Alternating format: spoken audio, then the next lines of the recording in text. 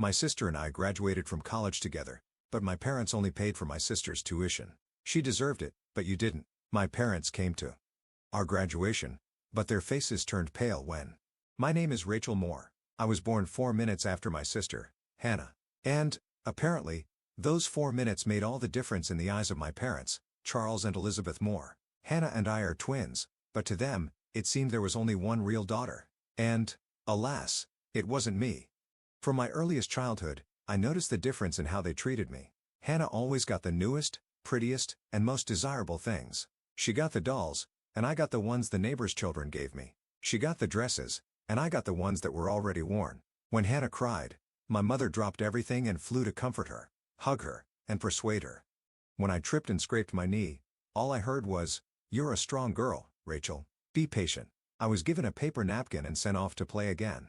As a child, I began to understand that in order to be noticed, I had to do something extraordinary. After all, no one noticed my tears for no reason. I remember one of the most vivid episodes from that time. I was about 5 years old. Hannah and I were playing in the yard. She wanted to climb up some tall metal structure on the playground, but she got scared and started crying. I was scared myself, but I climbed up and jumped off anyway to show her that it was okay. I hoped that my parents would praise my courage, but Dad ran up to us, first hugged Hannah, and told her that she was a brave girl, although he didn't even try to climb up. And he glanced at me and just quietly muttered, "Be careful, Rachel. You know you can hurt yourself." And that was it. No pride in me. No approval. Perhaps this became the model of our relationship for many years to come. The more I tried to prove that I deserved attention, the more indifferent they became. But Hannah could smile, do some insignificant thing, and my parents would immediately shower me with praise. I carefully hid my jealousy. It is difficult for a child to understand why he gets less love. I cried at night, hugging the shabby teddy bear that my grandmother gave me. My grandmother was the only one who always looked at me with warmth. She lived in another city, so we rarely saw each other. But every time she visited, I was bathed in the warmth that, alas, my mom and dad could not give me. When we went to school, everything became even more noticeable. Hannah was always praised for her efforts. For example, she had a craft made of cardboard and paper, quite ordinary, with many flaws. But my mother shouted, "This is just a masterpiece, Hannah. How did you do it so beautifully? Oh, you're so clever." At the same time, I had my first successes in writing. I received certificates in drawing competitions, wrote short stories for which my teachers noted me. But at home, this only caused a cold reaction. "Well, yes, well done, Rachel, but watch out. Don't get cocky." I heard some kind of tension in these words, as if my mother did not even want to admit that I was capable of success without their support. I studied hard, avoiding complaints and showy whining because I realized it was useless. One day, when I was about 10, Hannah and I brought in our report cards. I had straight A's, and she had a couple of good grades between the C's and B's. My parents, looking at my A's, just nodded. "Well, you're a smart girl. It's clear." And looking at Hannah's report card, they exclaimed, "Wow, 3 B's, great. Hannah, we're proud of you." I remember how my heart sank. It seemed as if the award for my hard work had been given to someone else. And this happened over and over again. The older we got, the more obvious the gap in our family became. My parents believed that Hannah needed their attention. She was more sensitive, more tender, more vulnerable. And I, in their opinion, can stand up for myself. You'll figure it out yourself. You'll find a way out yourself, and so on in the same spirit. At some point, I resigned myself to the fact that I wouldn't have much support from my parents, but resigning myself doesn't mean giving up. On the contrary, it pushed me forward every time, even more stubbornly, constantly proving not so much to them as to myself that I'm worth something. When Hannah and I were finally approaching graduation, the question of choosing a college arose. We both decided to study accounting. It turned out to be an amazing coincidence. This interest in numbers, finances, and reporting was awakened in me because I loved order and precision. In Hannah, I never noticed any particular desire for such sciences, but she said, "Well, this is a popular profession, and then we'll see." My parents took this very seriously. They paid for her education in full and at once so that Hannah doesn't have to worry about anything during her studies. Let her focus on her studies. And to me, as soon as the conversation turned to money for education, they said, "You're smart, Rachel. You can probably get a grant and earn some extra money if necessary. You won't be lost." On the one hand, I was offended that they were spending fabulous sums on my sister, and I had to fight for every scholarship and grant with my own efforts. On the other hand, this was what gave me another push not to give up. I thought, if they are sure that I am strong, then I will prove how strong I can be.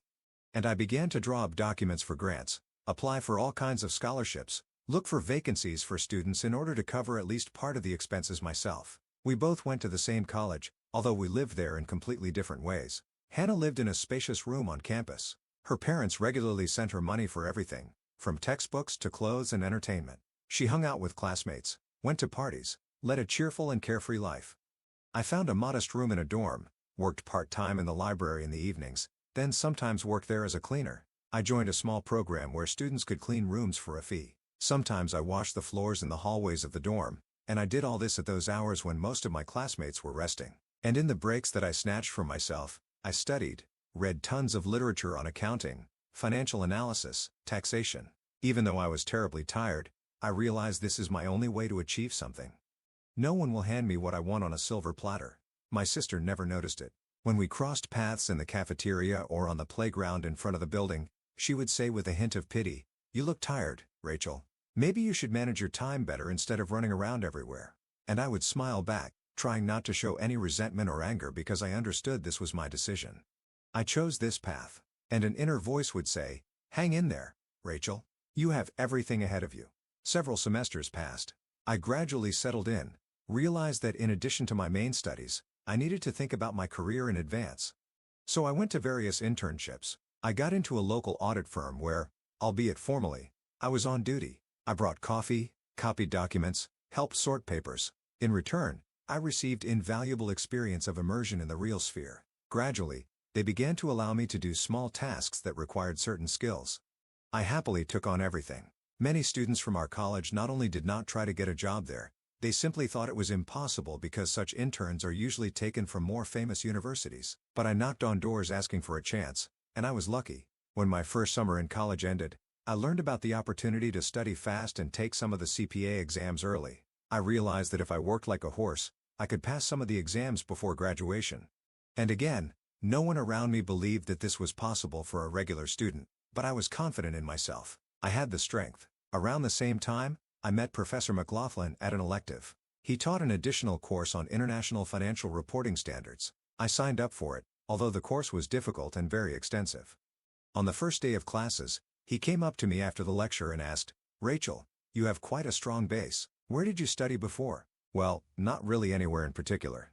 I just read a lot study. Try to figure it out." "Do you like accounting?" "Yes, very much. I believe that order in numbers creates order in both business and in minds." "What a surprising formulation." He smiled. "I'm looking for an assistant who could help me prepare materials, sometimes check students' work. If you're interested, let me know." "Of course, I'm interested. I'll be very happy."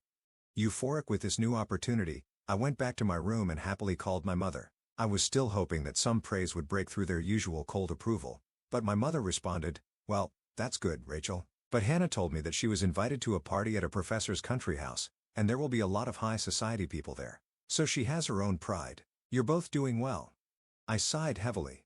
The situation was like this. I was an assistant to an accounting professor, and my sister was going to a party. But for Mom and Dad, it was an equal success. Perhaps it will always be like this for them. One evening, while I was sitting in the library until closing time, I received an email. The subject line was Benjamin Ford Scholarship Information Letter. I opened it, not immediately understanding what it was about. It turned out to be a national program, very prestigious in the field of accounting. Each year, it is awarded to only 5 students in the entire country. The requirements are strict: excellent academic performance, outstanding extracurricular activities, leadership qualities, recommendations from professors, and a lot of other items. To be honest, I didn't even think about applying for this scholarship thinking that it was too high a standard. But Professor McLaughlin must have sent my portfolio himself. He had a practice of recommending smart students without warning them so that they wouldn't get nervous ahead of time. The email said that I was being invited to submit a formal application since the committee had been impressed by the preview of my achievements. I sat in shock, rereading it several times. And finally, I decided I have to try. I didn't tell my parents or Hannah about my intention. By that time, I had already learned my lesson. My aspirations, my victories are my own business. They won't pay attention anyway or will consider it something insignificant. Why should I see their indifference once again? It took me several weeks to prepare for the competition. I had to submit all the documents, write an essay, complete several tasks, and submit recommendations. Professor McLaughlin helped me, gave me advice, checked the texts, and pointed out mistakes. I gave it my all. Then I sent the documents, and for several months, I just crossed it out of my mind. Work, study, internship, and preparing for the CPA exams filled my every day. I did not allow myself to relax for a minute. 3 months later, in the evening, after another shift at the library, I found a letter in the mail. Congratulations. You are one of 5 winners of the Benjamin Ford Scholarship. I reread these lines, experiencing a storm of emotions, joy, pride, disbelief, excitement, and most importantly, that quiet voice inside me suddenly turned on, saying, "You see, Rachel, you can do it. You did it." I closed my eyes and almost cried from the feelings that overwhelmed me. For the first time, I realized that now no one would be able to ignore me. Although this sounds a little arrogant, this is exactly what I wanted my whole life to be noticed. But inside, I was not only proud, there was also wariness. What about my parents? How will they react? Will they even want to congratulate me now? The award ceremony was announced in advance. It was to be held at one of the leading universities where representatives of large auditing firms, investors, journalists, and teachers from all over the country were coming. I was asked to take my parents with me. This will be a special day for them. They will be able to see what you have achieved, the organizer said over the phone. I admit I hesitated. Part of me didn't want to invite them because I was afraid of another cold statement or underestimation. But the other part, the stubborn inner child, still hoped to receive at least a drop of pride from them. And so I dialed the home number. "Hi, Mom. Remember how I told you I was entering this big competition?" "Something like that. Yeah. What's it all about?" "Anyway, I won one of the most prestigious national scholarships in accounting. I'm invited to the award ceremony, and they're asking me to bring my parents." "Really?" I heard Mom raise her voice and call out to Dad. "Charles, come here."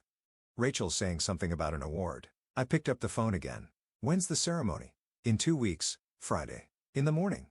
"It's in a different city, but I'll check with you to see what's most convenient for you. They want to see you there." "Okay. We'll try to make it." Mom spoke in a tone as if she wasn't sure whether it was really worth the time.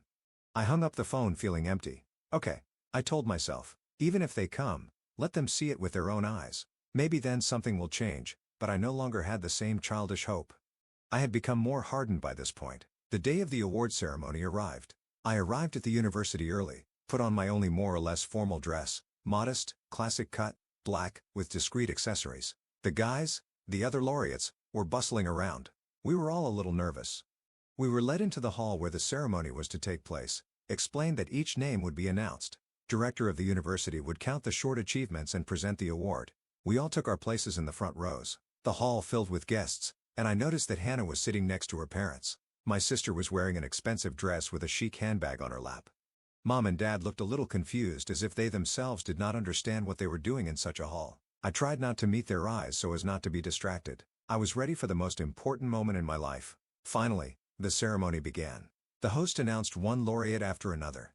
Vivid biographies were heard. Someone created a program for optimizing tax accounting. Someone distinguished himself with student projects at the international level. I applauded everyone, trying to contain my excitement.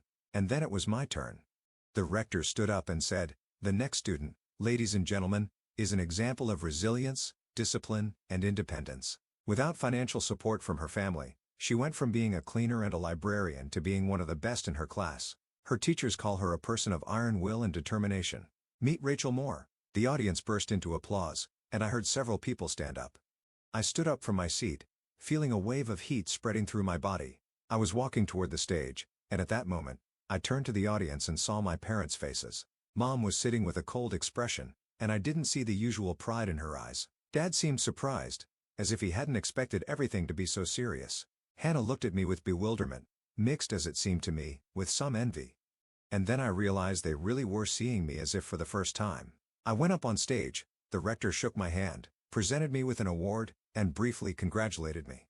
Then we took a photo, and I returned to my seat to the general lively jubilation. I felt as if fate had finally repaid me for all those years when I was ignored. After the ceremony, not only Professor McLaughlin, but also other professors and representatives of large companies approached me. They congratulated me, handed me business cards, asked if I was interested in an internship at their companies. I smiled and quietly rejoiced. Here it is, the reward for hard work. And suddenly I saw the rector, who also came up to me and whispered in my ear, "You have proven that family is not always the one who helps. Sometimes family is yourself. Don't forget that now all doors are open for you." I nodded, thanked him, and then I noticed my parents and Hannah walking towards me. I saw them, sighed, and mentally prepared myself for another cold conversation. "Rachel," Mom said, trying to smile. "Congratulations. You're great, I guess. But why didn't you tell me it was that serious? Have you ever listened?" I answered simply. I thought there was little aggression in my words, more weariness and release from years of expectation. Mom frowned, and Dad started to say something. "We always believed that you were capable of so many things, but we didn't know that you needed help. We thought you could handle it yourself." "You never asked if I needed help," I said. "It suited you to think that Rachel can do anything. But, sometimes I wanted someone to support me too." "Well," Mom looked at Hannah, confused. She stood silently looking for me to my parents. Then Hannah tried to interject. "Listen, Rachel. I didn't know you were applying for this scholarship. I thought your college was paid for too." "Really?" I looked into her eyes. "Have you ever wondered how I pay for my studies and rent? Has it ever occurred to you that you and I live different lives?" Hannah made a helpless gesture. "I guess I was too busy with my own life." "Exactly. And you were all fine with it. However, I don't want to sort things out now. I don't need your approval anymore." I turned my back to them. Usually in such scenes in books, the main character starts crying, but I was calmer than ever. So many emotions were boiling inside me, but they were not about my family. They were about me. It suddenly became clear to me. This is the moment when I finally stopped trying to achieve their love, stopped cherishing this childhood dream. Someday, they will see how good I am. That evening, the university held a small reception in honor of the awardees. Investors, teachers, students, and some parents came. Mine stayed too.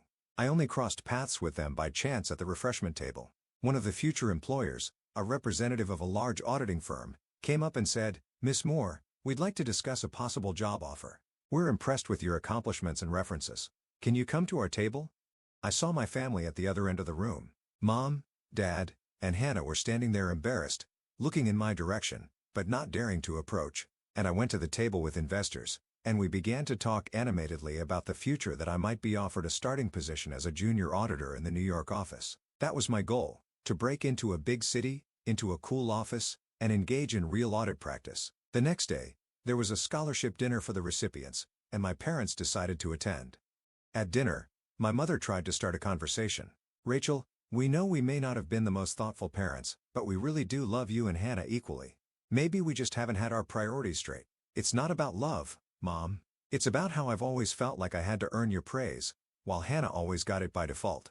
I tried and I tried, but you didn't see it. It doesn't matter anymore. I'm no longer used to asking." Dad sighed and extended his hand as if he wanted to pat me on the shoulder.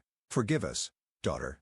We didn't notice that you were suffering so much. I don't want to quarrel now. Just accept that everything is different now. I'm not offended. I'm just making a choice in my own favor."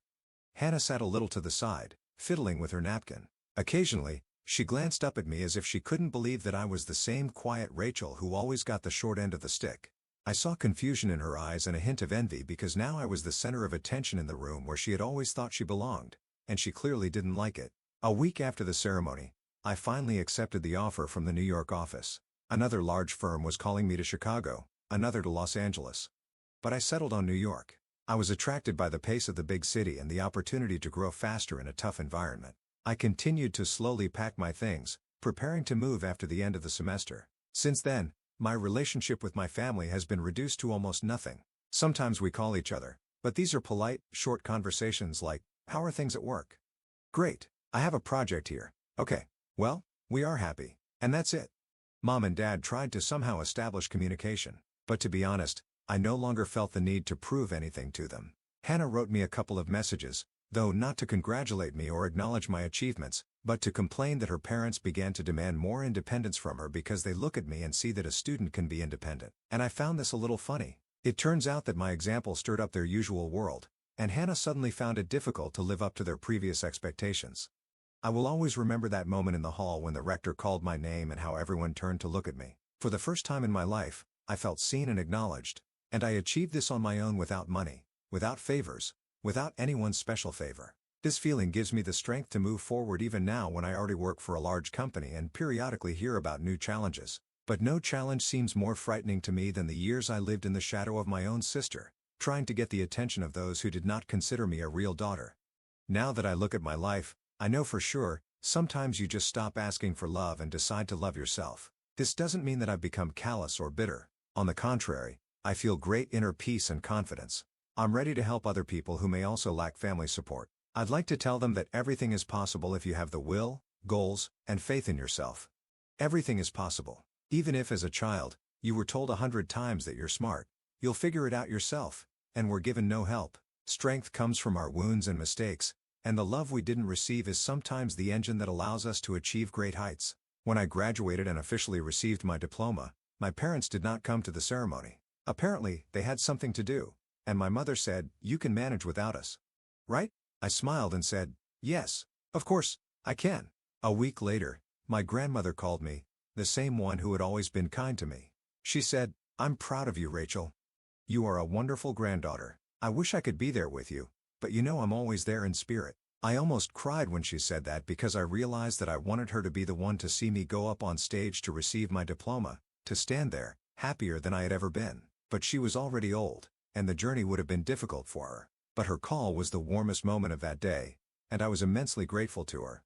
I remember a couple of months after graduation, I was packing my bags for New York when Hannah walked into the room. She had decided to see me, had driven to campus in her car. I was surprised because she hadn't been there for a long time. She came in, sat on the edge of my bed, and tried to start a conversation. "Rachel, maybe you don't want to, well, go so far away? Our parents want us to be close." "Hannah," I answered calmly, "my parents never cared what I did. Now they suddenly want me to be close? Sorry, but I have my own path." "I'm just afraid that we won't talk anymore," Hannah muttered, picking at the edge of her pillow with her fingernail. "We haven't really talked much anyway, Hannah. And you know it." She lowered her eyes and stood up, sighing heavily. Then I saw a kind of childish confusion on her face. For the first time in my life, I felt that my sister was unsure of herself. Maybe she realized that all this time her well-being was based only on the fact that her parents nurtured her as the favorite. And now it turned out that I had broken ahead, was getting brilliant offers, and she was just finishing college, not really knowing what she wanted to do next. "Good luck to you, Rachel," she said finally and left the room. I looked at the closed door for a few more seconds, experiencing a strange feeling. It was not anger, and it was not contempt.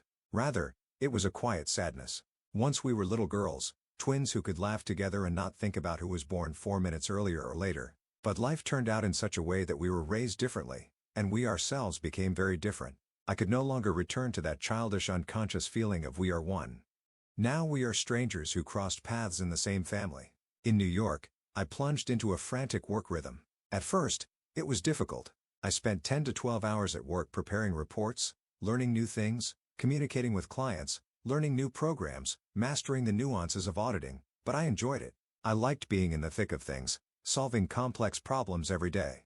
I was confidently building a career, and I no longer waited for my mom or dad to praise me for another achievement. Why do I need this? I myself saw the fruits of my labor. Sometimes when the weekends came, I would walk the streets of Manhattan, look at the skyscrapers, and think about how strange life can turn out. If my parents had supported me as much as Hannah, would I have become so resilient, stubborn, ambitious?